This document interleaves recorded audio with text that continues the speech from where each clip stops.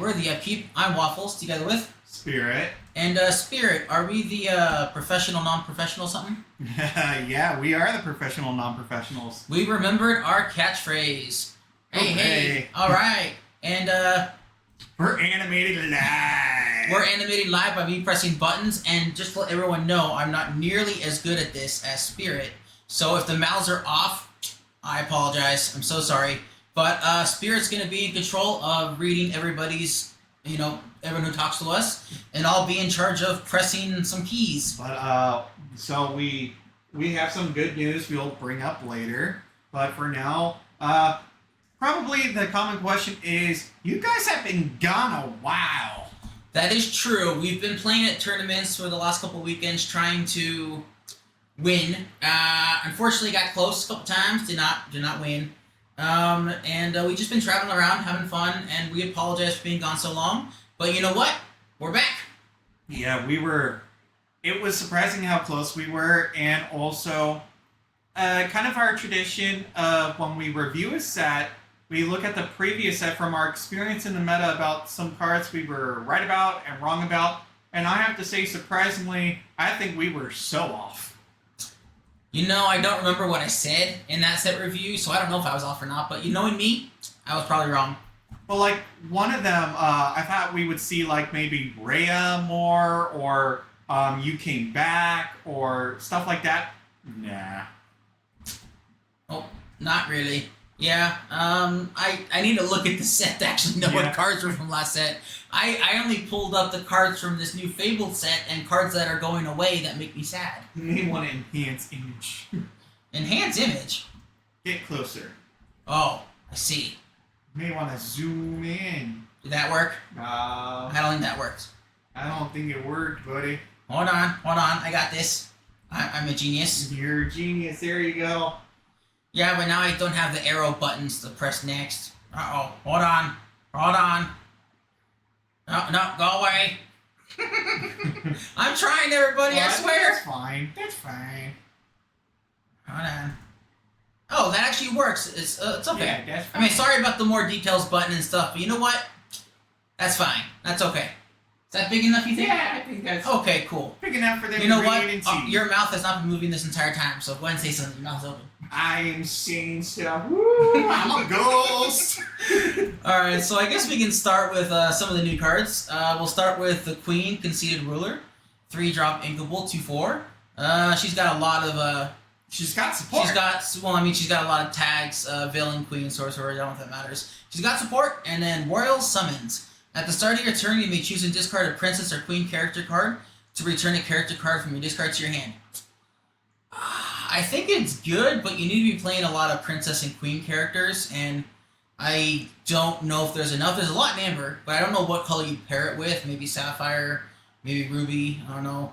But I feel like the Princess deck, they keep printing stuff to make it good, but then I feel like it just never quite gets off the ground. What do you think, Spirit? I have a lot of thoughts that they're trying to make princesses, queens, princes, like a synergy. But from an art perspective, really like the art. Definitely nailed the character with her. You artist, you. Yeah, I know. It's part of my job. But as a card itself, I think this is extremely niche. But then again, we've been wrong before. Maybe it's going to be a rogue deck. We don't know. I kind of see it as like maybe you don't need to play a ton of Princess and Queen characters, because when you discard a Princess or Queen, you can choose any character to bring back. It doesn't have to be a princess. So if you have just a couple princesses, maybe a couple queens, maybe the queen herself, you can discard a second copy of this to just get back any character card from your discard. So I feel like it has some potential. How much? I don't know. Anything you want to say, Spirit, at the end there? No. And just for those that have joined us, welcome. Welcome. We're always here to chat about and tell us about your day and whatnot. Here we go. Next card. All right. Say, it stays zoomed in. I'm a genius. Yeah. Okay. All right. I'm doing stuff. We're witnessing something revolutionary. All right, Spirit. Everyone. Why don't you go ahead and read us what Beastie does? All right. I'm just gonna say first off, before I read, I fell in love with this artwork from the get-go. But it looks gorgeous. It looks like it's from Shimmering Skies, though. Yeah, a little bit. So, Beast, Gracious Prince, Storyborn Hero Prince, 5/4, 5 Inkable, full dance card. Your princess characters get +1 strength and +1 willpower. I think it taps for 1. I think I think maybe it's more like a card you'll play in drafting, or maybe you want that static ability. It's one of those. I'm intrigued, but I don't know from the get-go. How I see it is that the princess deck has always had a trouble with having enough princes, because some of the cards require you to have a prince and a princess, and this is just another prince that you can play. However, I feel like this only goes in that prince and princess deck, and is it very good? I don't think so, maybe, but I think it's going to be more like a rogue deck, and I feel like this would go in that deck for sure, but 5-drop prince when you really want it probably earlier to activate some of your other cards is a little tough. So that's how I see it. Yeah. All right. Spirit says, yeah, let's move to the next one. All right, so we have Minnie Mouse, Sweetheart Princess. My mouse not open. There we go. She's a 2/4, taps for 2, and Royal Favor. You know, it might be easier to talk with your mouth open, even you though know my what, mouth is man? closed. Try to I have my know. mouth closed. Because you're failing on animating live. I'm doing the best I can, my friend. I thought I pressed the button. Your character's name Mickey Mouse gains support, and bye-bye now. Whenever this character quests, you may banish chosen exerted character with 5 power or more. Yeah, so how do you feel about this card? I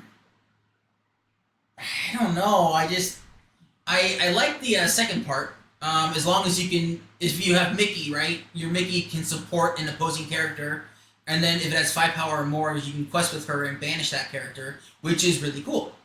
But is there enough supporters and enough Mickey Mouses that you want to play? I'm not sure.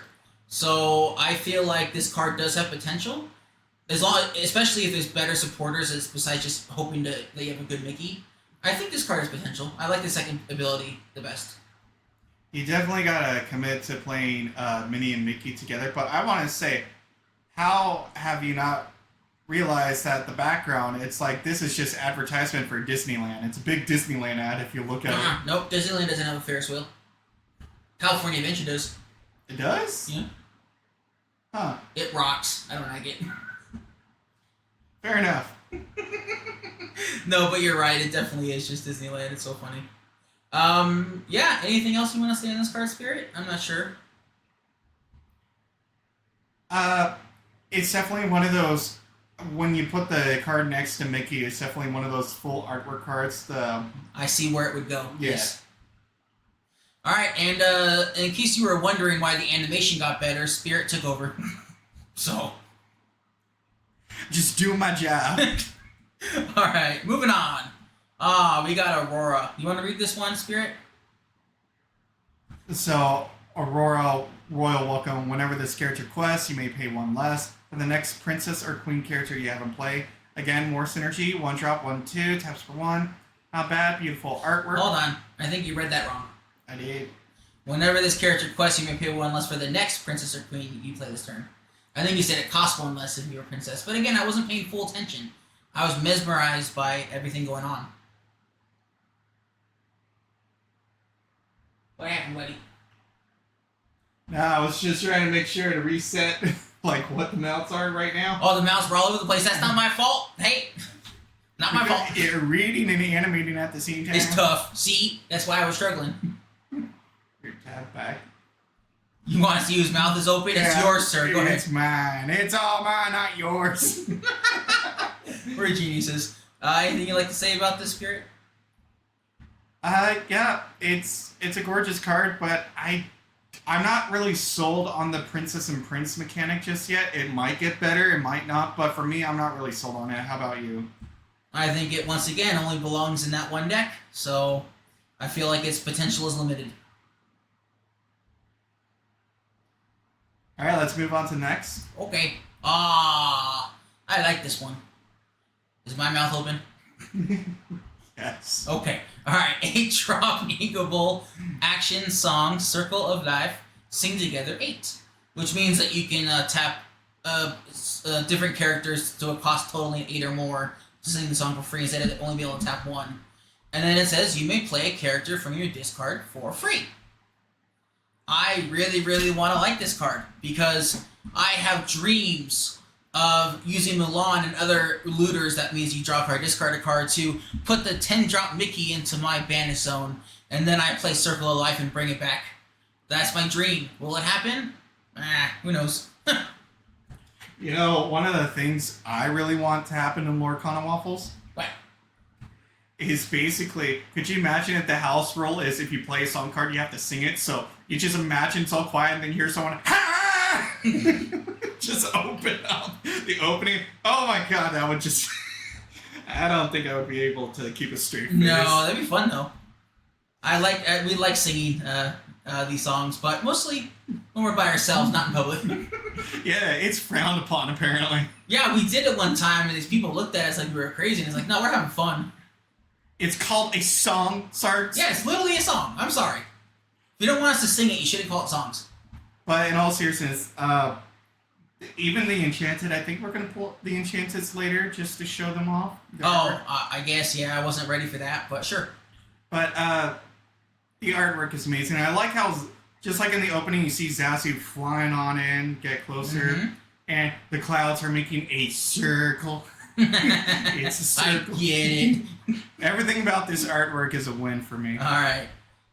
I like the baboon. He's a baboon, right? It's Rafiki. No, I know, but I'm saying he's a baboon, right? Yes. Okay. His red hind corners, pointing right at Mufasa and Mama. And Sarabi. Sarabi, yeah, sure. Right now. Alright, and next card. This is gold. I will go ahead and talk about this card because I feel like between the two of us, I'm the Amethyst player. Because I want to talk about one other Amethyst card. This one is interesting though. This is a 5-drop Inkable 3/4 Ursula Voice Stealer. Sing for me. Whenever you play this character, exert chosen opposing ready character. So it has to be ready. You can't choose a character that's already tapped. Then you may play a song with cost equal to or less than the exerted character's cost for free. I can see this being very good or very bad. If you're playing against aggro, your opponent's playing a whole bunch of 1s, 2s, and 3s, you're not going to get much value. But if you're playing against like people who are playing Maui Shark and stuff, you can get a lot of value. Oh, so welcome. So I'm kind of mixed on this card. I feel like it'd be good in some matchups, terrible in others. But hey, in the matchups where it's terrible, it's ink. So. Hey, Waffles, can you do me a favor? I actually think because you have the black on text, maybe just stretch it out because it won't cover the chat. No, I'm just saying. Third. I'm just saying. Yeah, we're animating live. Oh boy.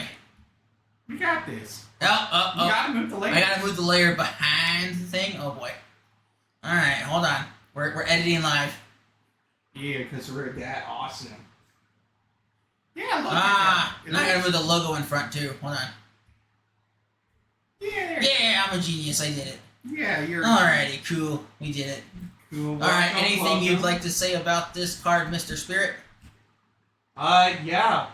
I really like the flow of.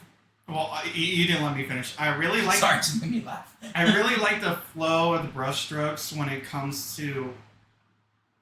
Because amethyst is such a swirling color, and to see the special effects, like, it's the voice, but it's like swirling in. That's very in character for the color amethyst.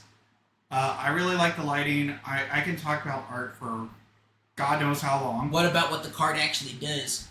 What the card actually does, I feel like it's going to affect the meta somewhat, because you'll be more cautious about what you exert to do what. It might be a really good balance. I always thought, you remember when I printed my own Bad Guys card? Yes. About being able to use your opponent's own exerted characters to supply your own resources for songs, and I'm kind of glad to see that Lorcana adapted that too. Yeah, why don't they hire you again? And that's what. If you are watching, why? Hire me. Alright, let's go ahead and move on to the next card. Oh, this one's a beauty. Can I talk about this one, Spirit? You have my permission. Alright, so I'm not a huge fan of the movie Dumbo. I've actually haven't seen it in a very long time, so I'm not sure actually, now thinking about it. But this card, what it does is phenomenal. 4-drop Inkable 3/3. Dumbo, 9th Wonder of the Universe. I kind of like that title. It has Evasive, and it has Breaking Records. tap it and pay 1 ink, draw a card and gain 1 lore.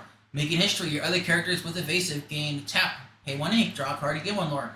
I think this card is great, especially since purple is losing cards like Friends on the Other Side, Merlin Rabbit, and other cards that will draw you cards. This is a new draw engine that we have. And purple already plays a lot of characters with evasive, like Elsa and Genie, so I think this is just fits perfectly in. It does have a combo with Monstro, where you play the new card coming up. It's a feather basically that gives someone evasive, and you'll pay 1 ink, tap Monstro to draw a card, and then Monstro has an ability. You can discard a card to untap him, and basically you can gain 1 lore by paying 1 ink every time you can, but it's limited by how much ink you have. Spirit, what do you think? I definitely think this is going to see play. I think it's going to be like Maui Shark, where it gets everywhere. It might be a staple in Amethyst decks from here on out. It kind of goes with Maui Shark too. Maui Shark has evasive. That's the scary part. That's the scary part.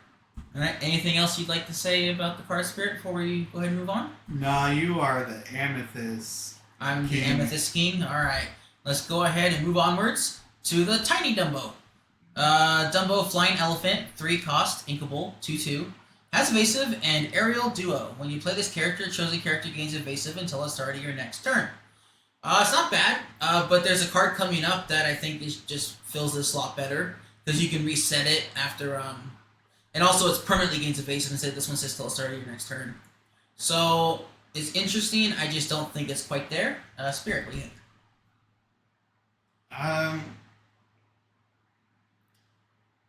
Yeah, I feel like your silence says it all. No, I feel like if you don't have the other Dumbo, then I guess you got this Dumbo. You know, the Ninth Wonder or the Flying Elephant. Choose. Choose which one you want. Alright, well, we can go ahead and move onwards then. This one I like. I like this little mouse. He's a mouse, right? Yeah. Okay, just making sure. Timothy Q. 2-drop inkable, Timothy Q Mouse, Flight Instructor, 1/4. Taps for 1, but it has Let's Show 'em Dumbo, and while you have it... Oh. I also want to point out, just like, is he a mouse? It literally is in the name. No, he's a tiger. Shut up, man. I'm special. And it says, while you have a character with evasive in play, this character gains +1 lore. Which, in purple or in amethyst, you're probably going to have another character with evasive. So this is basically a 2-drop 1/4 that taps for 2, which is pretty solid in my book. What about you, Spirit? So what I have to say about this tiger... You know what, man? Is it actually... I see an elephant in there, in the picture. It's a weird-looking elephant. That's a trunk grabbing No, it's Stay Hail from Nightmare Before Christmas. No, it's not. But in all seriousness, he's got a really good ability. I'm so glad that Amethyst is getting inkable good cards, because that was always their weakness. All right, Spirit. Anything else you would like to say? We got this one's cute. Yup. That we can all it agree. Is. All right, let's go ahead and move onwards. This is the card I've been talking about. The Magic Feather, 2-drop inkable item. Yes, Spirit. We traveled from the elephant to the trunk to the mouse to the feather holding it. That's true. Traveled all the way down. Kind of like a story. Yeah. All right, and it's basically an item. It says, now you can fly. When you play this item, choose a character of yours. While this item is in play, that character gains evasive. And then it has grounded. Pay 3 ink, return this item to your hand, so you can reset it on a new character and give them evasive. There was a ruling that said that if you were to play this, let's say on a character, you give them evasive, and you bounce it back to your hand and replay it on another character to give them evasive. The first character does not keep evasive because this is left play and come back in. But I think this card's really good. It's, I think, better than the Little Elephant Dumbo, because it permanently gives them evasive, and you can always reset it later. So I think it's good. Plus, it's an item. Mm-hmm. It's cannot emphasize the importance of items. Like, items at first weren't super strong, but as the game has progressed, items are becoming much stronger and good staples for decks. That'd be true. All right. Well. Is it a new color time? It is. All right, Spirit, this one's on you. Oh, as the ambassador of Emerald and of one of my favorite movies, a Goofy movie, this, I think we can all read that is 2 inkable, 2 taps for 1, but... What if we have a blind audience? He's set for adventure, my friend. Okay. Goofy is set for adventure. I just think it is so in flavor with the movie. Once during your turn, whenever this character moves to a location, you may move one of your other characters to that location for free if you do draw a card. I think it's going to be a good draw engine, and for those Emerald players, Hidden Cove got reprinted. So paying 1 to move and then draw a card, I think that's really good. Plus, I love always seeing a Goofy card. Goofy's great. Gotta love the Goofster. Goofy. But yeah, so any thoughts yourself? Sorry about that. I had to answer something. But yeah, I think it's a decent card. And basically, I think Hidden Cove is probably one of the best. Sorry, I'm being distracted by my family, so sorry. I think basically Hidden Cove is probably the best one to move it to. Maybe if you're playing Amethyst as well, the library is not bad, because you'll draw a card when you bring them to the library, and then when they get banished at the library, you draw another card. I think it's pretty cool. Some of the locations are leaving, so you don't have as many to choose from anymore. But I think this is a decent card. I don't think it's bad. And as a spoiler for those that are curious, they did not make Goofy's car an item. I thought that was a big miss. They did not make a song card on the open road. They did not make a location of that possum place. I thought that would have been That possum place would have been really funny. Goofy movie is absolutely over represented in Lorcana, and I am here for it. It needs more love. They said that they're releasing Goofy movie cards, but they never said they weren't releasing more. But still, it needs all the love.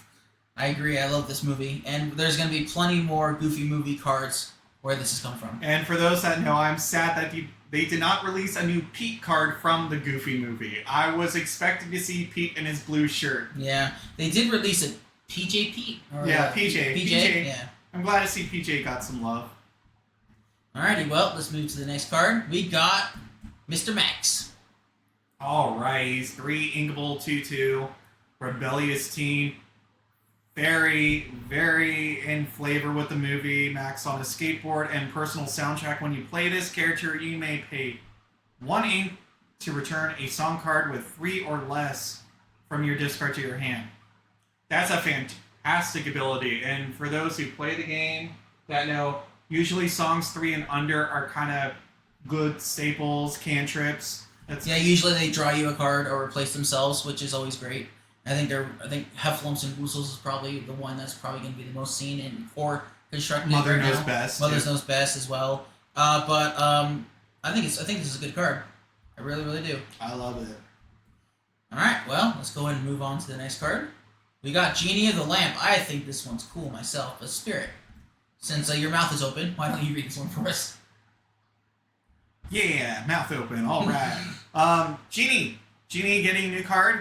I don't think anyone saw that coming. And let's make some magic. While this character is exerted, your other characters get +2 strength. And as someone who's played Emerald for a long time, strength has always been a factor for Emerald cards. While you can quest for a lot, usually your strength was pretty bad, so like Hidden Cove was your answer. But having a Genie just, here you go, get more powerful. It's pretty good. Yeah, I like it as well. I think it really helps colors like Amethyst and Emerald, who their power is usually lacking. They're usually like 1 or 2 power usually.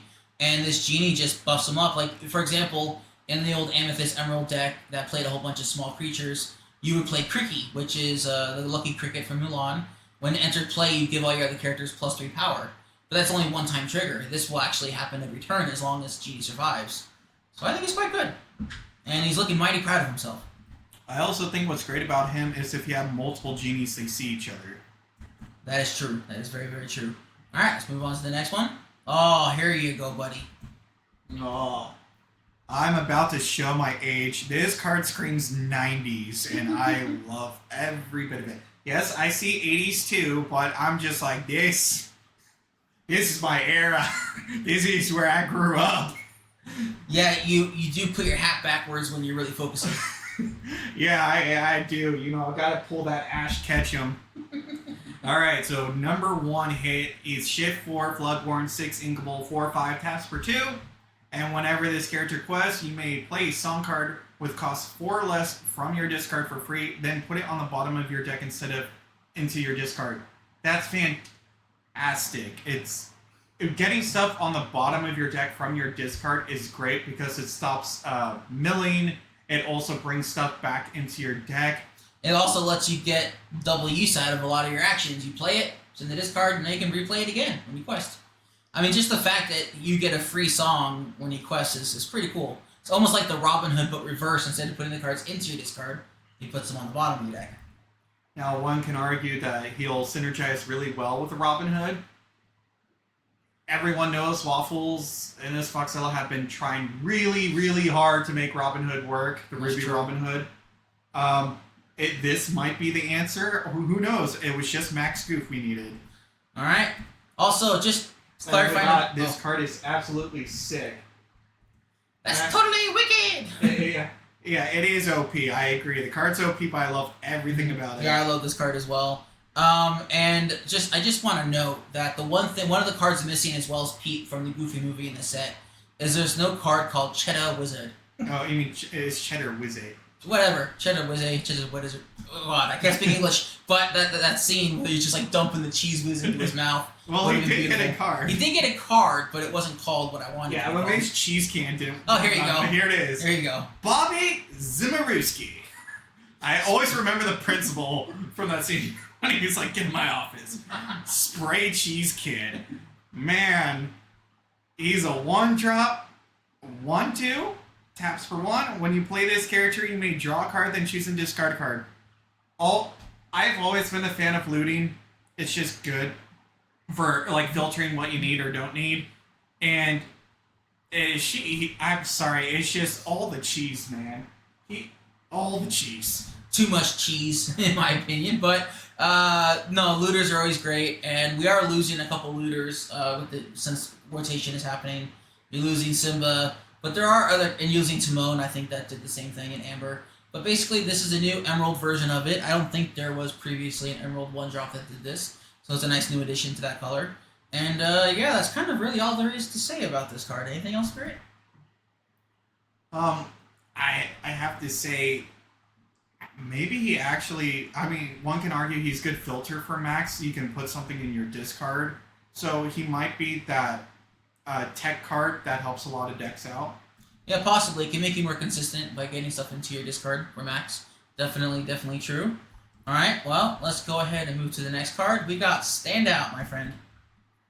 I definitely think this card is going to see play. 3 Inkable, which is great. I'm glad to see a lot of good cards are Inkable this set. And a chosen character gets +3 strength and gains evasive at the start of your turn. Waffles and I been theorizing that evasive might be the biggest threat this coming meta, so having a card give evasive is really good. Yeah, I like that. Oh, hold on. So sorry. Sneezing. I'm sorry, I had to sneeze. I'm so sorry. But I think this card is better than I initially thought. When I first saw this, I didn't like it because it didn't draw you a card. I feel like it should draw you a card. However, like Spirit just said, we feel that evasive Mouse Shark is going to be big. Dumbo, the new Dumbo. So having this give +3 power, so your creatures or your characters are now big enough to take out a Mouse Shark or a Dumbo is really important. So I definitely see the scene play for sure. Spirit, any other last words for you? Yeah, I'm also trying to. We got a spam bot in here. Fun. Trying to figure out how to ban this stupid thing. Alright, well, while you figure that out, I guess I can read the next card. We have a Family Fishing Pole. It's a 2-cost inkable item. Watch closely. This item enters play exerted. And another ability, the Perfect Cast. Tap it and pay 1 ink. Banish the item. Return chosen exerted character of yours to your hand and gain 2 lore. I want to like this card, but there's 2 things that are a little bit lacking. The first one is the first ability that enters play exerted, so you can't use it right away. And the second one is that your character has to be exerted to return it to your hand. Which normally that second part wouldn't be a huge deal. However, it does mean that if you want to bounce a character you just played for the enter the battlefield effect, you cannot do that, unfortunately. Spirit, I think, is interested in this one for his item deck, I think. Go ahead, Spirit. Yeah, I can't remember if we streamed us trying the Emerald. I think it was a different version of the deck. But this one to just bounce a card and bring it back, I definitely think we already know bouncing is strong. So say like you have a Cloud Kicker, bring him on back, play him again. You can bounce a Scrooge and then look for new items, stuff like that. I think it's a very good card. Alrighty, let's go ahead. Especially it's so cheap. Forward. It is nice and cheap. It's Power 9. It is a 2-drop Inkable, 3/2, Singer 4, taps for 1, and that's about all she wrote. So it's kind of like an Ursula from Amber. However, it's a 3/2 instead of a 1/4. It's way easier to kill. So I see this one as, I think this is probably less good than the Ursula, but that's just me. What about you, Spirit? I think it's better than Ursula because it's Power Line. You know what? Fair, but what about the card actually? How it works? His fashion is out of this world, man. He can defeat Ursula anytime. Like, Ursula cannot scream. Ursula cannot take Power Line's voice, no matter how hard she tries. I'm sorry, it's impossible. It's impossible to take his voice. He's just that good. You can't convince me. You can throw numbers at me. You can throw that she's just better in meta, but it is fucking Power Line. All right, you're just gonna close your ears and or close your eyes and plug your ears and no, say, I'm gonna listen to Power Line. All right. All right, so let's go ahead and move on to the next card. Because he stands out above the crowd. Above the crowd. Now this one is cool. Sexy. The world's greatest sexy rock star. All right, Spirit. It doesn't look the same without being viewed through the TV with beer on it. Oh yeah, one Pete's spat out his beer. That is true. That is very true. I also like his guitar, His guitar. That's very 80s and 90s. I like it. Why don't you read us this one, though, Spirit? Because you like this card a lot. Yeah. Spoiler. Alright. 6 Inkable, 6/4. Shit for Singer 9. Singer 9! That is pretty sexy. And his world's greatest rock star. With the ability Mashup. Once during your turn, whenever this character sings a song, look at the top 4 cards of your deck. You may reveal a song card with cost 9 or less and play for free. Put the rest on the bottom of your deck in any order. He's double dipping into the cheese, my friend. He's singing a song and it gets one for free out of your deck. It's mighty powerful. What do you think about his power or his artwork? Oh, is my mouth open? Oh, no, it's delayed. It's delayed, sir. I got this. I'm doing good. All right. I have to say, this is what I wish Robin Hood actually did. Was when you looked, you put those cards on the bottom. Mm-hmm. But yes, you have to sing. That's very in character. But getting also a 9 or less song for free. And I wonder if there's a 9-cost song coming up soon. I wonder. Spoiler. I mean, you can always sing Circle of Life. That's true. All right. Well, anything you want to say about the artwork or anything, my friend? It is totally, again, it's like, say how old you are without saying how old you are. Yeah, I love the card, love the artwork, and kudos to the artist, Nicholas. He nailed it. He just nailed it. All right. Well, let's go ahead and move forward. Let's see. We got 3-drop Inkable, Mickey Mouse, Brave Little Prince. Get it? It's like a play on the Brave Little Tailor. 2/2. And has Shift 5 and Evasive. And an ability called Crying Achievement. When this character has a card under him, he gets +3 power, +3 willpower, and +3 lore. He literally turns into the Brave Little Tailor when you have a card under him. Which, it's interesting they worded it like that instead of if he has been shifted, basically. Because I think there's been a spoiler about a new ability for the next set 10, called Boosted, which you pay a certain amount of ink and then you put a card from the top of your library underneath the card. And so this basically is taking advantage of that mechanic from the next set, is what I understand. But basically, I think this card's really cool. In this set, you could just play Shift 5 to have a Brave Little Tailor on your battlefield. Evasive, 5/5, that taps for 4. It's pretty good. It's great. I also think it's interesting that he has a Shift 5 when his cost is 3, so you can play him just as a normal 2/2. But it's definitely, like you said, a spoiler for an upcoming ability, so we might see more cards like this. I'm very intrigued what's going to happen, especially if they like what kind of abilities they'll gain, if not just stat abilities, what other abilities they'll gain. I think this card's really cool because if you need a cheap creature, you can pay 3, have a 2/2. If you want a powerful creature late game, if you have another Mickey, you could just shift this for 5 instead of paying 3, and you get a Brave Little Tailor for 5 instead of 8. So it's not bad. I think it's pretty good. I'm excited for the potential of this card in the future as well. So, all right, let's go ahead and move on to the next one. The air guitar, loving it. All right, I did plenty of that growing up. But Spirit, why don't you read us Max Goof Rockin' Team? All right, I think it's pretty clear. Singer 5, just a really great ability. He's 4/3, taps for 1, Inkable, 3-drop. And this character can't move to locations. I think that's just so funny. If you have the Goofy and you can't move your Max, that is so in flavor. It is very in theme with the movie, and I love it as well. And that just hit me just now. So before you said that, I just thought of it. I'm like, oh, the Goofy can't move him because he's so reluctant to go. I got it. Took a second, but I got that. Yeah. It's the lowest horse across the finish line. It's okay. All right, well, move on to the next one. We got Roxanne, Powerline Fan. Oh, that kind of rhymes. That was fun to say. Let's see. She's a 2-drop inkable, 2/3, concert lover. While you have a character with singer in play, this character gains +1 power and +1 lore. Well, if you have a singer in play, it's a new Mr. Smee that doesn't damage himself. Or herself, I guess. But without singer in play, she's mediocre. With singer in play, she's phenomenal. So I feel like you want to go this on turn 2, turn 3 play Max, and then she quests for 2. It's kind of I feel like the line you want to take. Spirit, what do you think about this card? I think it's pretty good. Always, I think it's better that she's not damaging herself. Yes, like the trade-off, you need a singer. But if you're committing to singer, it's not going to be hard to do. No, and I think Mr. Smee hurt himself because there was no hoops he had to jump through to get the 2 lore or the 3 power. Unless you had a captain. Yeah, I guess. But this one, you just need a singer, which I think is reasonable. I think that's totally fine. All right, let's move on to PJP. PJ. All right, go ahead, Spirit. So glad to see him finally get his own card. 4 Inkball, 3/5, shout out loud.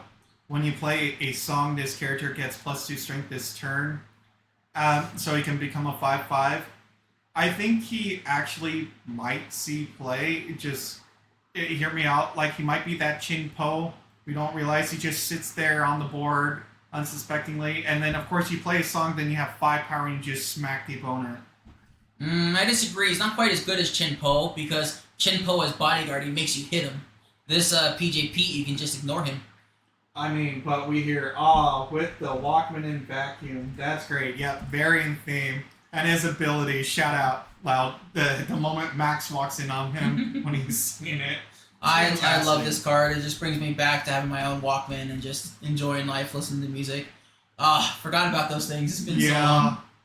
I used to have a tape player that I used to use when I was a kid. A cassette player that I would literally use after using a machine, I forget what it's called, but basically to record music off the radio. A tape recorder? Or a tape recorder, basically, and you record your own mixtape. You put it in the tape player, and you're just like, cassette player, you're just jamming out. So funny. I mean, those were the best back in the day. Probably some young audience will be like, what the hell are you talking about? What kind of witchcraft are you talking about?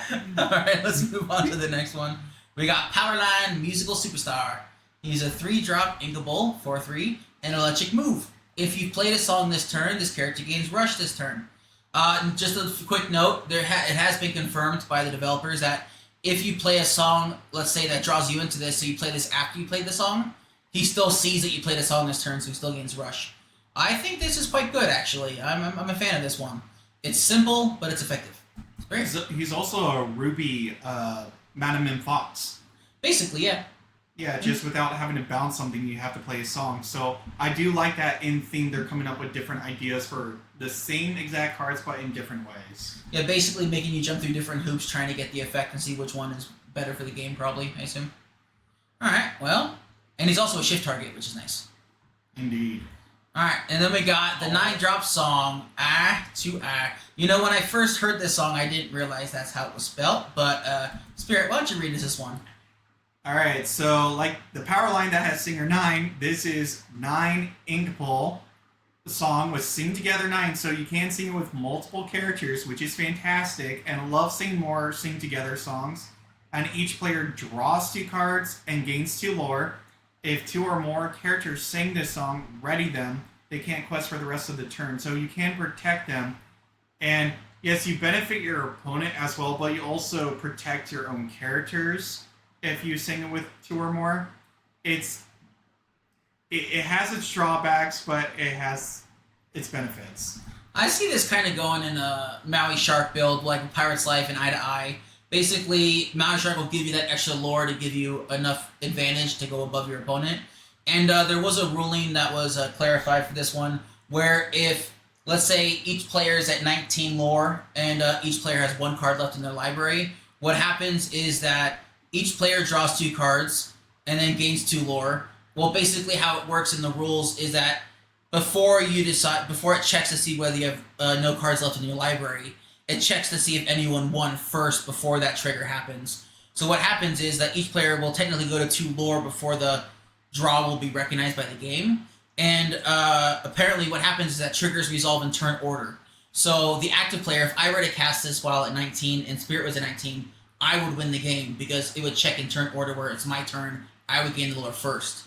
However, though, if you do cast this when you're not at 19 lore and each player has less than 2 cards in the library, I will lose the game because it'll check whether I have less cards in my library first or no cards. The deck. So, yes, deck, library. Sorry, old Magic player over here. Well, Go ahead, Spirit. you know what I find also pretty cool? I mean, from an artwork point of view, I think it's fantastic because I don't know if you noticed, look, Powerline's pointing to his eye, Goofy's saying 2, and then Max is pointing to his eye. It's like saying it without saying it. Eye to eye. I just saw that. Thank you. Yeah, I think that's great. Shows you how much attention I pay. I'm sorry, I love everything about it. That was phenomenal. All right, let's go ahead and move onwards. To the next one, we got Alice, Accidentally Adrift. 4-cost inkable, 2/3. Washed away. When you play this character, you may put chosen item into his player's ink wall face down and exerted. And making waves. Whenever this character quests, chosen opposing character gets -2 power this turn. Alright. Next. And then we got 5-drop Mulan, 3/5. Imperial Invitation. Whenever this character quests, look at the top 4 cards of your deck. You may reveal a princess character card and put it into your hand. Put the rest on the bottom of your deck in any order. Princess deck only. They're trying to commit to the princess and princes. There's a lot of cards in this set that are trying to make that deck work. And we'll find out whether it works or not. I don't know. Agreed. Alright, well, Spirit seems very enthusiastic about this card. Let's move onwards. This card, I think, is cool. So, Spirit, do you want to read it? Yeah, sure. Go for it. 3 uninkable Coelho de Vil style icon. 2/3. Quest for 1. Out of season. Once during your turn, whenever a character with cost 2 or less is banished, put the top card of your deck into your inkwell face down and exerted. An insulting remark. Once during your turn, each opposing character with cost 2 or less gets -1 strength. I think she might be a card a lot of people are going to overlook, or she might be the card to fix Amber Sapphire, that combination itself. I'm very curious. I definitely think this might be a card people sleep on and realize.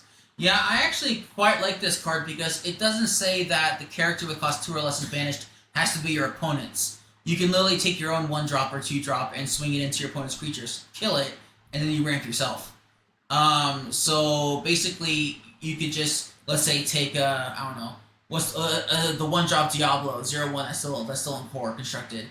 Yes, you're not going to kill your opponent's creature with it, but you play Corella, you swing your Diablo in, he dies, you draw a card, and you ramp. I mean, I think it's quite good. The second ability, I don't think is nearly as necessarily good, but the first ability I'm quite intrigued by. It does have potential, especially in the Amber Sapphire aggro list, where this can keep ramping you, where you can keep playing more and more cards per turn. So, I quite like it. Anything else, Spirit, you'd like to say? I think she's looking very fashionable today. Yeah, with that coat that, who's she skinned for that? Alright, well... Probably a Mufasa. It kind of looks like a lion. Alright, let's go ahead and go forward. Oh, this card, I think, is quite good. It's a 2-drop uninkable 0/2. It's Nala, Undaunted Lioness, Determined Diversion. While this character has no damage, she gets +1 lore and resist +1. So she'll be a 0/2 with resist 1 that taps for 3. And she's an ally. I feel like allies are actually going to be decent. Maybe like an Emerald Steel ally or Amber Steel ally deck list. I kind of like this card quite a lot. What about you, Spirit? I definitely think it's going to see play. I think maybe it might see play over Calhoun. I don't know about Calhoun, but Calhoun's not an ally. So in the ally decks, this gets a bonus where Calhoun wouldn't. But Calhoun can actually kill characters where this one does not. So I don't know. Maybe we're overestimating this one. Because remember all the 2-drop Uninkables that were 1/1s that tap for 3? They never saw any play. The only difference is that this one has 1 more willpower and then it has resist +1, which might be enough to keep it around. Because let's say someone swings a 2/2 at you, you still survive. So I don't know. Maybe that's enough, but maybe we're overestimating this card. All right. Well, onwards. Lilo, why do you want to read the best explorer ever, Mr. Spirit? 3 Inkable 2/2. Come on, people, let's move. When you play this character, your other characters gain Challenger +2 this turn, and go get them. Whenever this character quests, shows an alien character gains Challenger +2. This character can challenge ready characters this turn. I've been talking to Waffles about for some time that they've been slowly implementing alien support, so I'm kind of intrigued to see where this will go. So if you want to build a Lilo and Stitch themed deck, it seems like more and more staples, especially with like the alien counselor from before. Yeah. Your Jumbas, your Pleakleys, more Stitchies, and more Lilos. And you got Nani, Bodyguard, and even David. It's like it's all coming together, to quote Crump. It's all coming together. All right. I kind of like this card. I like the first ability more than the second ability because the second ability makes you have to have an alien in play. The first ability is just good though. When you play this character, your other character can challenge +2 this turn.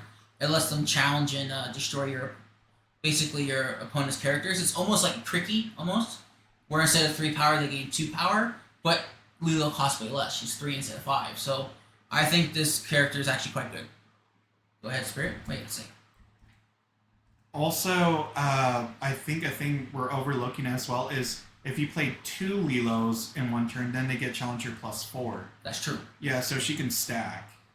That is very true, my friend. All right.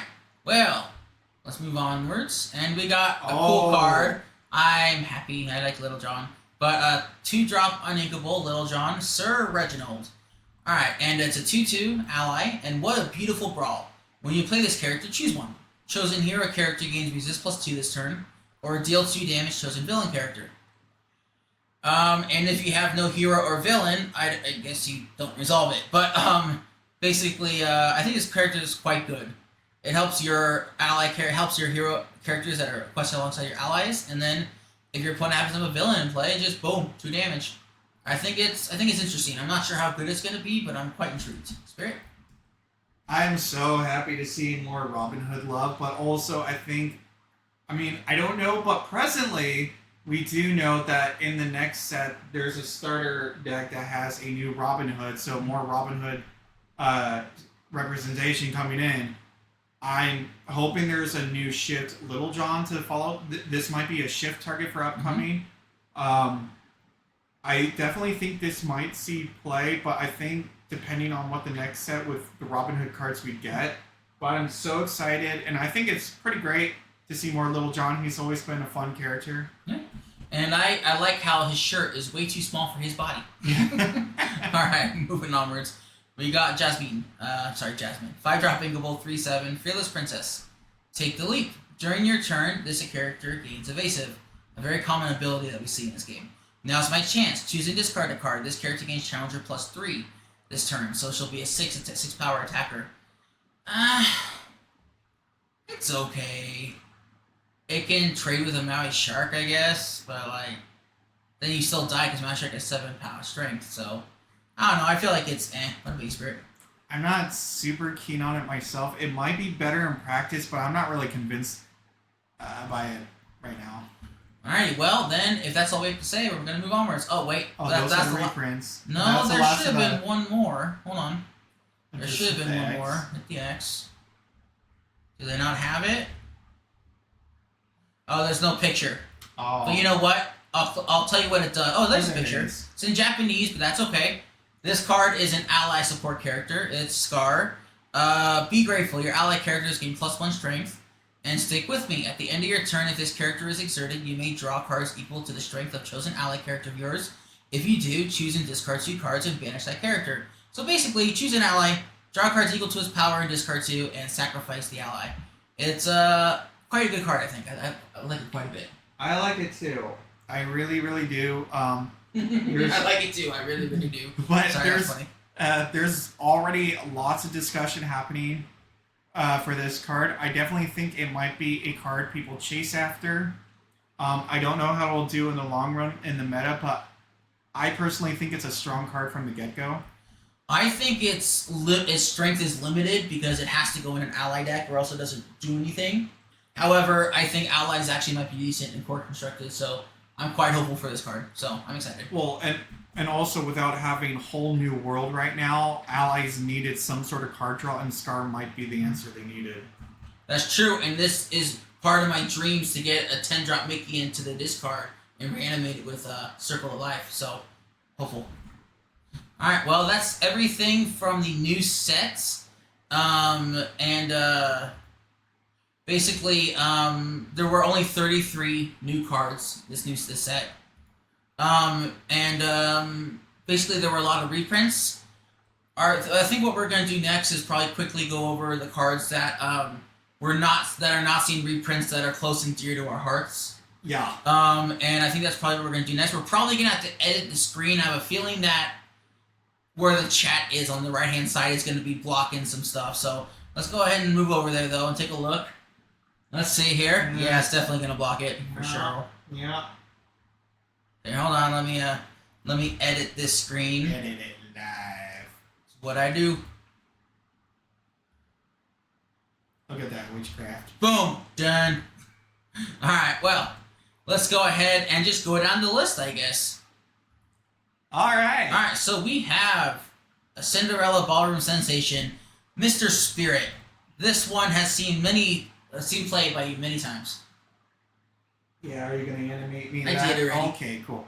I did run a classic Amber Steel song deck, so Little Cindy, I definitely have fond memories. What about your Under the Sea deck? And Under This, well, I actually didn't. Oh, she wasn't in that deck. She wasn't in Under the Sea. But it'll be sad to see her go. It's kind of funny because I kind of fell into Amber Steel as well for a second deck that I used. But yeah, Little Cindy has always been there. Goodbye, Little Cindy. Goodbye. We shall miss you. We shall miss you. All right, now we got another one. All right, Spirit. I feel like these are talk about your shame. Ariel and this Foxilla have a complicated relationship. She either is nice to me or she's mean to me. And it's funny because she was like one of my favorite princesses too growing up when I was a little kid. Mm-hmm. But Ariel, I can understand why, because their reasoning was she was too consistent. And not for you. But I would like to be the argument that I am the example of she is not consistent. You would whiff so many times. Alright, well, I guess we shall say farewell. And this really actually hurts the Steel Song archetype, losing Ariel and Cindy. You lose a lot of singers. You still have a couple singer 5s in Amber, but the reason she was so good is that she not only sang for 5, but she also found you a song. So, alright, this one hurts me. Madam M. Fox, or Foxum, as I call her, because just a great name. Very powerful card. Helped Amethyst control early decks. Aggro would help destroy them. Set 2. And set 2, basically because, I don't know if we said this, but in the first set, each of us, Shadow included, picked 2 colors. I let them pick first. I got left with Amber and Amethyst, and Amber and Amethyst in the first set were very underpowered. However, second set come along, the Merlins and Mims, and really made Amethyst way more powerful, and I've been in love with this card ever since. And I think she's a really powerful card Amethyst is losing, and I don't know what that's going to do to the metagame, but I'm excited to find out. Alrighty, onwards. Merlin Crablin, as I call him. This card really helped challenge powerful characters, and Now we have to rely on our character's own strength instead of by giving them crabs. Instead of sharing the crabs. Instead of sharing the crabs. All right, let's quickly move forward. We got Diablo Devoted Herald. I don't think this is close to our hearts, but I thought we should talk about it because it is a powerful card that is leaving rotation. Spirit, why don't you kick us off? As Emerald's ambassador and also someone that's used Diablo, I understand it. It can. There's many answers to Diablo.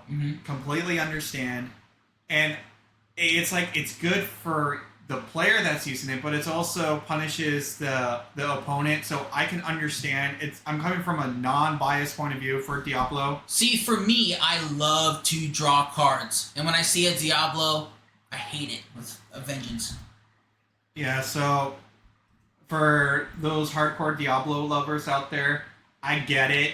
As someone who played with it and also played against it, I get it, but I understand if they don't reprint this card, it's just a little bit OP. It is a little bit OP, but like you said, there are a lot of answers to it, so I didn't think it was like...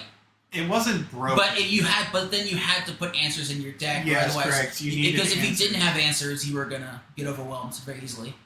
So moving on to the next one. We got Prince John, greediest of all. Hey, Mr. Discard, take us away.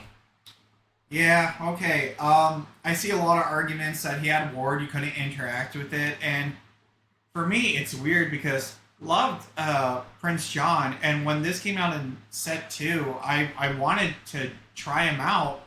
I didn't expect him to explode like he did. However, I didn't think he was too overpowered if he had like grab your sword or whatever, but I understand the player was never really tapping Prince John unless you were in such a good position you had no worries.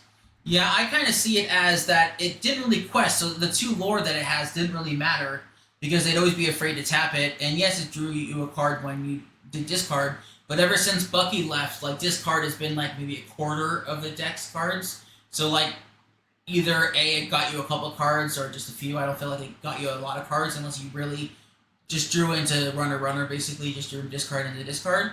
I do think, though, with all the board wipes leaving play, Grab Your Sword hasn't been confirmed to be reprinted, Be Prepared, Sisu, all these cards that are not being printed that destroy masked characters, like all the characters, really would help against ward characters like this. But they're all leaving, so now you don't have any mass removal, so I don't know how you deal with this. You'd have to hope your opponent taps it and you draw a rusher, basically.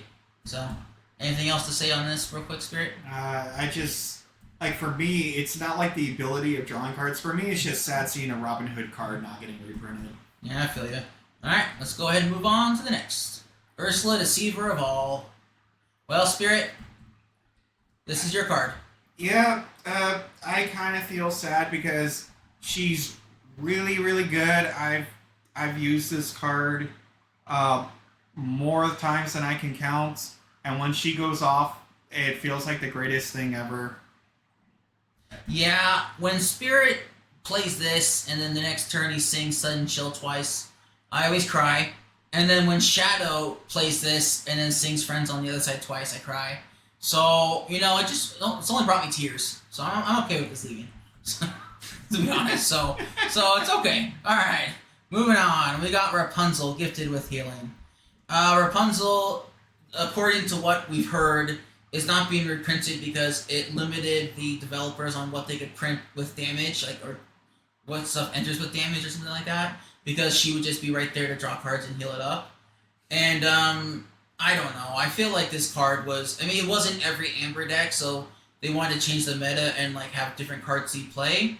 However, I feel like she's still a 4-cost 1/5. They said draws you cards, but to be honest, when I was playing Amber Steel aggro for a while, I felt like this was like one of my last resorts, and I'd almost ink it. Like, I don't know. I felt like she was bad for a while. I'm mixed on this one. How about you, Spirit?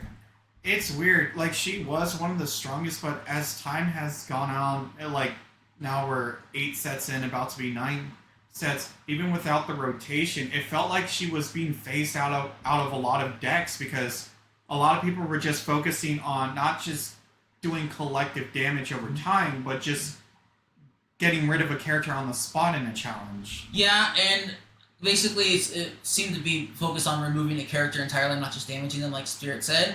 But I also feel like whenever I play against people playing Amber Steel Song or Amber Steel Aggro, they would in Amber Steel Song they would play Whole New World over this, and in Amber Steel Aggro they just play Doc over this. They ink this to play Doc. So I feel like yes, she's good. She's clearly very good. But I feel like in the meta, I saw more people playing Doc than Rapunzel. So I don't know. That's just me. Let's go ahead and move on to the next one though. We got the sassy muses. All right, Spirit, take us away. This one I'm actually really sad to see go. 2/4 ward. I understand you can't target it, but being able to bounce something with 2 or less to their opponent's hand and shrinking stuff. This was the Under the Sea like Lynch staple I had. Well, it also helped you replay Ariel when you whiffed. Replay Ariel every time Redhead said no. And plus, we just love the muses. We love the muses, so for me, it's like it's the only card with the muses on it. I know they have this song. They have that new song, but there's no other muses it's not card. a character card. Yeah. They need to reprint a new character card for the muses, I feel like, if they're going to Yeah, so this is a sad one, but I understand it frustrates a lot of people, but, you know, you bring the sass, what can I say? I guess it's also an example of a ward character with a static ability, kind of like Prince John. Yeah. Where they don't want that, I guess. Let's move on. Spirit. Let's talk about this one. You've tried to make this work since the set it came out. I am still convinced I can make this card work. I love the artwork. I would have it framed to my room and everything. But anyway, that aside, I don't see this card like as overpowered, but it's not. That's why you never been able to make it work. But I feel like if they just made it inkable, it might have been a whole lot better. But that aside, I'm sad to see it go, but that's just for personal reasons. Alright, moving on. We got Maui, Hero to All. I have been in love with this card since set 1. It's just fantastic removal. Who cares if it can't quest? You know what? It kills your stuff. And that's what I liked about it. And I'm very sad he's gone. He's been around so long. And so long, Maui. Goodbye. Alright, Spirit, anything you want to say about him? Yeah, unfortunately, his shark form is getting more love than the basic Maui. Yeah. Alright, well, Ruby's losing access to removal. That's okay. We got a tragic hero here. Sad beast. He is sad. And are you sad too? Yeah, I am sad. Yeah. I actually really like this card. I got fond memories of the set 2 pre-release in the starter deck, the booster pack. I pulled a shiny beast. So I'm really fond of this one. Yeah, this one I think is obviously a very good card, but there is play around it. Like you can ping it for damage and doesn't draw any cards. Sure, it gains +4 power, but it's like it's better than your opponent drawing a card. So I think it was a really good card, but I don't think it is like a staple. But I do think it was powerful. Alrighty, onwards. See, okay, this is where I have a problem because, from what we heard from Ravensburger themselves is that Ravensburger, sorry. Basically that in Ruby, they wanted to focus on single target removal. They didn't want to do board wipes like we would pay or CC. However, if that is the case, why did you get rid of Lady Tremaine and the next card, Madame Medusa? They are single target removal. They are very powerful, they have not been reprinted, and it makes me sad because they have won me many a game. Alright, Spirit, go ahead. Well, Waffles has very passionate. Very passionate about Ruby. Has used more Ruby than I have personally. So for me, being on the other side, being the target of these cards, I'm kind of like, oh no. So like the whole Ursula for me. It's kind of like the Ursula for you. Yeah. But that aside, it's like, but I agree with Waffles about the removal. It's like, well, you're limiting Ruby's removal because Ruby's strong suit was late game. So seeing Ruby's strength going away from late game is like, then what is there to Ruby? Exactly. Like basically, if you want Ruby to have single target removal, right? Then what you're getting rid of so many cards: Dragonfire, Lady Tremaine, Madame Medusa. You're literally left with Be King Undisputed, and that's literally it. There's like no other single target removal left. You got rid of Teeth and Ambitions. I mean, all those are gone. So they say they want it to be single target removal, but then they get rid of it all. So we'll see. Maybe they'll be reprinted. This is basically the same thing we just Yeah. discussed. Another single target remover character. Another lady in red. Another lady in red. We'll miss you. Alright, we got Sisu the 8-drop. None of us, I don't think either of us are sad this is going. But we thought we should talk about it because it's just a powerful card. People love it. I'm okay with this being gone because Be Prepared at least made the board even. Nobody had anything. Sisu left you with a 5/4 dragon that could quest for 3. Anything to say, Spirit? Yeah, I know people argue that it's like, oh, but Under the Sea got reprinted. But it's like, but the thing about Under the Sea was you had to commit to setting up for it. Sisu just felt like you just pay 8 or shift for 6 and drop it. So you had to play around Sisu. You really did when your opponent... And Under the Sea, again, like, yes, it could leave you with stuff, but it doesn't leave you with a body on the field. Like, Under the Sea's not a creature. Sisu, even if you had nothing else, would leave you with a big dragon. So... I'm okay with it being gone. Yeah, I'm not going to miss this Sisu. Alright, on to the songs. Oh, Friends on the Other Side. Aww. As an Amethyst player, I will miss this dearly. Just being able to tap a character to draw 2 cards for free is just phenomenally powerful. And now they're going to make us have to pay for it with actions. We can't sing it no more. Spirit, do you have any love for this card? I do. One, I love Princess and the Frog. I think it's a great movie. But that and... this was a card since Chapter 1, and we knew this card was going to be like a staple for all Amethyst decks. I never thought it would go away, but it did. I get why, though. It is extremely powerful. Alright, well, we got Let the Storm Rage On. Alright, Spirit. Rage on, my friend. This one was interesting. Their reasoning for it was because they saw it as one of the strongest steel cards because they could argue that you draw after doing 2 damage and it helps against the early game, but that was the entire point of the card. Now, am I sad to see it go? I'm kind of like mixed because it's like, sure, I would like to see what other new cards they come up with in Steel, what kind of meta is going to change. But I didn't think it was as overpowered as they thought because it was definitely a great way to check Diablo. That is true. I did also hear that they wanted to not reprint this because basically this is such a powerful steel removal spell that any steel removal spell they printed from here on might not be powerful enough to replace this in decks.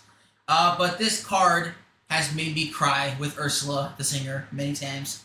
Spirit would play Ursula, next turn sing Let the Storm Rage On twice, draw 2 cards, kill 2 things. And wow, just all these 3-cost songs make me cry. Alright, well, moving onwards. I don't want to cry, so let's go. How far I'll go. This card is phenomenal. I shall miss it. Basically, very simple card. 4-cost song. Look at the top of the cards in your deck. Put one in your hand, and the other hand face down. Ramp you, and got your cards. And I feel like Ruby Sapphire got really shit on with the core constructed rotation. And this is one of their cards that really helped them ramp and find their right cards. So they're gonna miss it dearly. This card, one, I know it's one of your favorite songs, Waffles. And, from that movie, yeah. Yeah, from the movie. And two, like, I was so skeptical when this card first released, and then you showed me the power of it. I'm like, wow, this is way better than One Jump Ahead. Oh yeah, for sure. But the problem is that it costs twice as much. But it really fit really well with Grandma Tala, the character. And also, you can choose what goes into your That is true. So you're not surprised by something missing from your deck. And then along came Zeus. He hurled his thunderbolt. Sorry, I had to. You know, you're fine. I had to. I feel like I should apologize to Waffles. The amount of times I've used this card against him is just... I love the line, the song. I love the art where he's got the muses and Zeus and the lightning bolt. But this has killed many, many things. So many lightning bolts. Yeah, so many lightning bolts. But again, it's a great Diablo checker and now a shark. Just basically 5 damage, especially to a location. So I'm kind of curious how the meta is going to go. I mean, one can argue Meduck Manor didn't get reprinted. Which makes me sad. That's sad, but it's like, you know, this was a really good card to help because 9 booty is a big booty. That it is. Alright, well, let's go ahead and move onwards.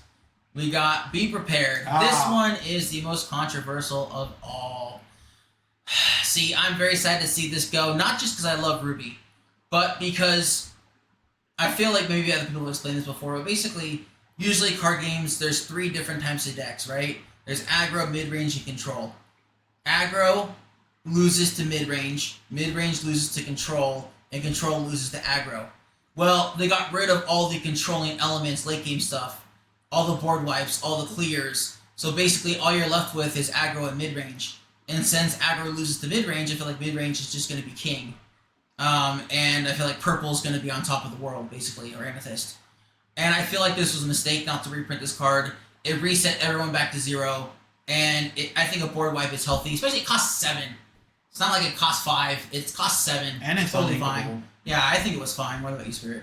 I think this card itself, other than, keeping the mechanics equal in the game against aggro or just resetting the board is always good. I think why this was more of a personal stab to Waffles and I was because we have such a strong relationship with this card, like with our videos and everything. Like, we have so many fond memories of just funny moments where this card, like the amount of times Waffles just part of the cards, top deck to be prepared, pulled it right out of my ass. Stop my victories. It's like, I just be prepared will always have a special place in my heart. I think it's a fantastic card. I do not think it's overpowered, and I think it's a very necessary evil in the game. I agree, 100%. All right, and then we got one last card. The Popsicle. Popsicle. And their reasoning, from what I understand, is that it just was a very consistent turn 1 play that replaced itself. And I'm like, and it was a good draw. But then I'm like, cantrips exist though. Like the Sword in the Stone card, the Developer Brain's getting reprinted. That replaces itself. And I feel like this really hurt item decks because item decks in Core Constructed no longer have cards that draw you. Turn 1 bells are gone. Turn 1 bells are gone. And this just being a cheap item that you can later use to tap for Scrooge, or that you can later, just use to heal something. I feel like it's just a major staple. I feel like it's a very good card, don't get me wrong. It's probably like almost an automatic 4 in every blue deck. But I think it wasn't overpowered. I don't think it was. I mean, I understand, the draw engine and stuff, but I felt it was very in theme with Sapphire with the items. And I was sold on this card when they revealed it in Set 2, not just because it's Utopia, but just because it was a good card. Yeah. I understood why it was in lots of Sapphire decks. It's just a good card. It's just a good card. I don't think it's overpowered, but I do think it's very consistent and very, very good. But compared to Fortisphere, and when they banned Fortisphere, it's like, but Popsicle does the same thing except without giving something bodyguard, it heals. It's like, so we might see it return, we might not, but I'm sorry, goodbye Popsicle. It's so sad. All right, and I think we can animate. I swear, I was talking. Oh, sorry, my bad. I was just focused. But basically, yeah. That's basically all we have to talk about the new cards and the ones that are not being reprinted. Is there anything left to say besides goodbye? We actually do have a special announcement that we got contacted by Twitch. Would you like to tell them, Waffles? Sure. I guess we hit enough followers where people can subscribe to our channel if they want to help support us, big guys. We're not gonna ask you to, but if you feel like helping us out, it'd be a great help. And basically, yeah, we're happy to hit enough followers for us to start, maybe monetizing our channel. But again, if you want to, great. We're not gonna ask anyone though. So. Basically, what we want our channel to be, for those that are curious, is we want it to feel like that cool hanging with your friends, just chatting up, because that's our goal. We like talking about games, we like talking about food, we like talking to you. Yeah, and as we've always said, we love when you interact with us. It makes our time way more fun. And we're always open to game suggestions. We are very focused on Lorcana, but we do other things. And if you have any suggestions, let us know. And we'll be happy to look into them. And also love talking about art too. Artists here. Hi. But yeah, Waffles and I have been enjoying our journey together with the Twitch, the YouTube, and everything. And thank you for all your support. And thank you for your patience over these last couple of weeks when we've been gone. We've been busy with tournaments, like you said. But I feel like we kind of are a perfect team about this, though, Spirit. You're focused on the artwork, and I'm focused on the card. So together, we bring the whole card together. Yeah, and when the belly is pressed, it causes an earthquake. That is true. All right. Well, thank you everyone who joined us. We really appreciate it. We love talking with you guys. We love having you. And we are back now for the foreseeable future. Every weekend we'll be back. And let's I guess say we'll see you next time. And thanks. We appreciate. Yeah. Thanks, Hank. All right. Thank you, Hank. And bye bye. Everyone have a good day. Bye bye. Bye bye.